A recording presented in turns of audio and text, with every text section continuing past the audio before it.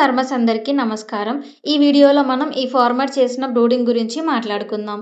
Present మీరు వీడియోలో చూస్తున్న బాయిలర్ చిక్స్‌ని మా పీపీఎఫ్ హ్యాచరీ నుండి 600 వెంకాప్ 430Y బాయిలర్ చిక్స్‌ని ఫార్మర్ తీసుకోవడం జరిగింది.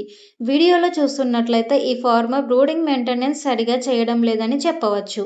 ఎందుకంటే బ్రూడింగ్‌లో వేసిన న్యూస్ పేపర్ చూస్తుంటే అర్థమవుతుంది. బ్రూడింగ్‌లో న్యూస్ పేపర్ మెయింటెనెన్స్ సరిగా లేకపోతే అక్కడ అమ్మోనియా ఎక్కువగా ఫామ్ అయ్యి చిక్స్‌లో వ్యాధులు వచ్చే అవకాశాలు ఉంటాయి.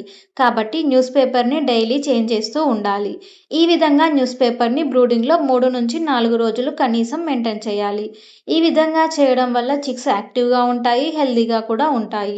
ఈ వీడియో గనుక యూజ్‌ఫుల్ అనిపిస్తే ఒక చిన్న లైక్ ఇవ్వండి. అండ్ పౌల్ట్రీ ఫార్మర్స్‌కి ఎవరికైనా క్వాలిటీ వెంకాప్ 430Y బాయిలర్ చిక్స్ కావాలి అంటే వెంటనే స్క్రీన్ మీద కనిపిస్తున్న నెంబర్‌ని సంప్రదించి ఆర్డర్ చేసుకోండి.